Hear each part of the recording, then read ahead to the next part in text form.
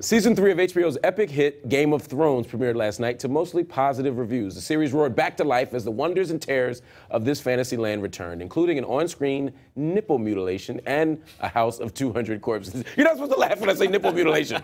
Here to give us a recap and his reaction is HuffPost nipple expert Mike Hogan. Finally, I finally get to really talk about my expertise. You've been promoted, yes. Yeah, thank you. So, Game of Thrones, big deal. I mean, I was on Twitter last night, and everybody and their mom were tweeting about this. Yeah, it's a season 3 return. You know, I think there's been more hype than ever around this new season, and HBO finally paid for a premiere for the stars of it and everything out in LA. Right. So they've kind of arrived. Right. And you know what's great is that if you know, like me, I had a chance to kind of marathon the show over the past couple of weeks and catch up, and I think that's what happens as these big premieres come around. You get more and more viewers coming in, and Game of Thrones you can catch up pretty easily because it's only 10 episodes this season, right. So it's only 20 hours. And they ran a big, right, I know. I did the same thing with Scandal. I've been catching up on shows, and you end up spending your whole day doing it. Right. On Twitter, I saw everyone was doing a Game of Thrones catch-up last night to figure out what was going on. Yeah. And to see it, but what was interesting is we got a comment coming in, and a lot of people said this. Van Eyck said, it was a meh episode. Meh. The critics said it was great, positive reviews. But I hear some people in the real world say, it was okay. Well, yeah, and it's the kind of episode that probably appeals more to critics than to regular people. And you know, someone was saying they watched the Walking Dead finale, which was action-packed, and then they switched over to this, and there's not much happening. It's a premiere. It's the first episode of a season, not a finale. So you're getting a lot of exposition. You're getting a lot of setup. It was all about new beginnings. You're a real fan, aren't you? I kind of like this show. Yeah, I really do like it. Because I was skeptical at first, but it's won me over. So weird, Mike, because you know, for so long I thought you were cool. And then you just told me that you like Game of Thrones. No, yeah. Did your do you want to play Dungeons and Dragons? I was just going to say, do you want to afterwards? Because we're getting a little group. Exactly. Yeah, it's pretty cool. We got one more thing we got to talk about, another dorky kind of thing. Okay.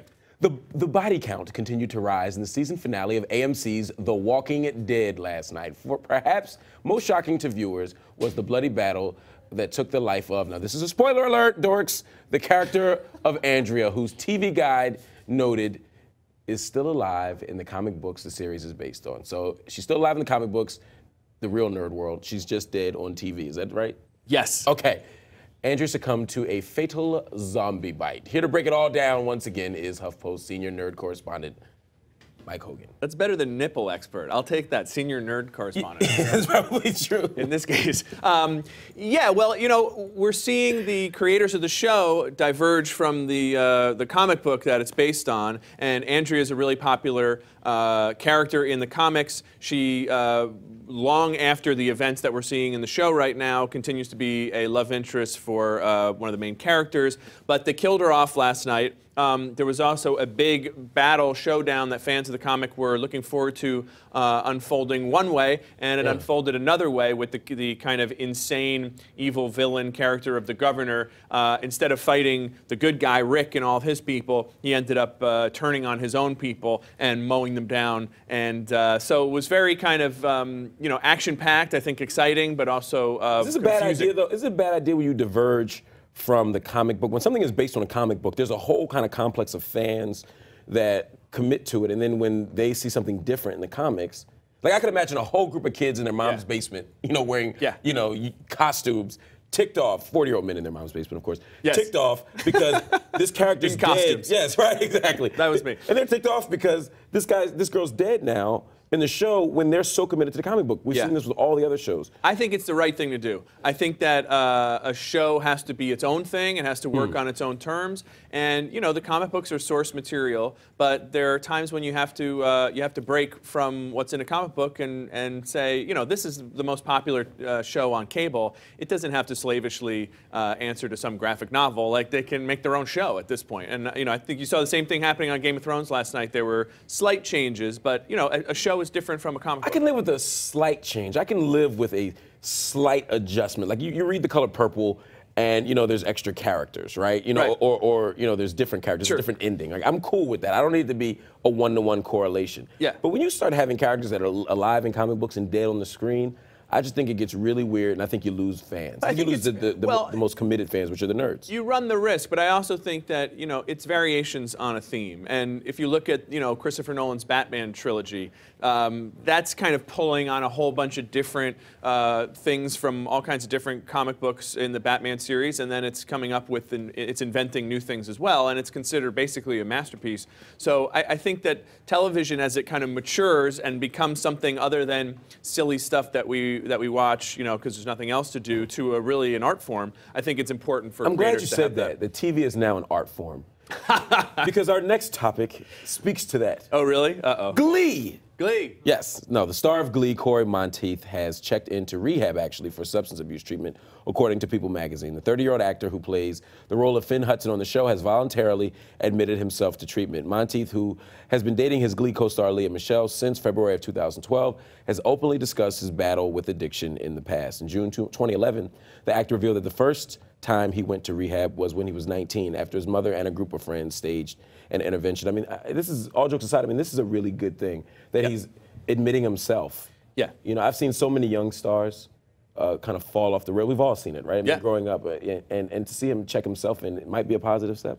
Well, I think so, and I think, you know, you can really see that this is a disease and it doesn't discriminate. I mean, how much better can your life be? You're on a hit show, you're dating Leah Michele, you're a great-looking guy who's 30 years old and on top of the world, but you know, addiction is a terrible disease, and so he's taking it upon himself to make a change. He's done this once before. You know, obviously something worked when he went in when he was 19, so hopefully he can kind of get things back on track and get in a better place. Absolutely, and I think it sends a great message to young people who look up to him that, look, sometimes we get into hard times, but I'm not going to have the YOLO mentality, right? You only live once and you're battling it out and you're having fun and you're partying, you're doing cocaine and it seems cool. We've seen the Amy Winehouses of the world. We've even seen Eminem struggle with drug abuse. Yeah. And we didn't see this kind of response early on. So for him to do this, I think sends a positive message to people struggling with addiction that you should get help, that you can get help, and that you can beat this. Yeah, and I think the stigma there's not the same stigma that there once was with this, you know, and that's the result of a lot of people doing it. And, you know, it's like anything. Once you know someone who's been through it, instead of thinking of it as this horrible alien thing, you think, yeah, okay, I hope this person can turn it around. This is something we can deal with. One thing that also needs to be dealt with is the relationship between Jim Carrey and Fox News. The war between Jim Carrey and Fox News continues. Carrey released a statement on Friday blasting the conservative news network after Greg Gutfeld, a Fox News personality, called Carrey, quote, the most pathetic tool on the face of the earth. Gutfeld was angered by Carrey's recent anti-gun lobby video, Cold Dead Hand, produced in conjunction with Funny or Die. In his statement, Jim Carrey said, I'll just say this. In my opinion, Fox News, that is not a type error, Fox News is a last resort for kinda, sorta, almost journalists whose options have been severely limited by their extreme and intolerant views. A media colostomy bag that has begun to burst at the seams and should be emptied before it becomes a public health issue. You can read the full statement in the article, which is in our resource well below. These are pretty harsh words. I feel like everybody in this feud is having a lot of fun coming up with, you know, writing their assaults more hyperbolic on each insults. Yeah, yeah. I mean, how much worse can it get? Yeah, you know, Jim Carrey got a lot of flack for making fun of Charlton Heston, who is a great, you know, actor and hero to conservatives.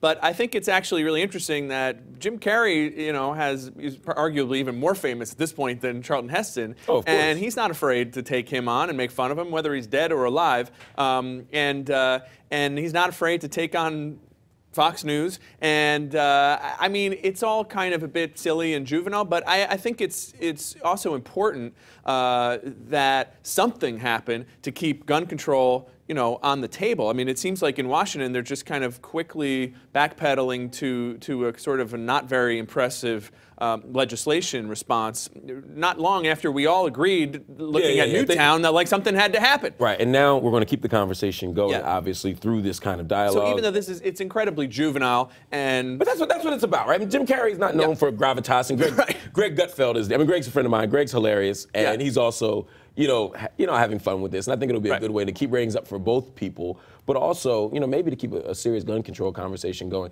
Anyway, we're going to keep our conversation going, not with you and me, because people are tired of hearing us. They want to hear Abby Huntsman. Sure. I have had, no, people are just, where's Abby? Where's Abby? The comment well is filled up. Where is Abby Huntsman? Don't worry, people. Abby Huntsman is here. Her Dungeons & Dragons meeting was running a little bit late, so we've been hanging out. But she's back now. She took off her Game of Thrones costume, and she's ready to talk to you all. So Abby will come up next. But before you do that, read up on the conversations that we're going to have in our resource well. It's all here at HuffPost Live.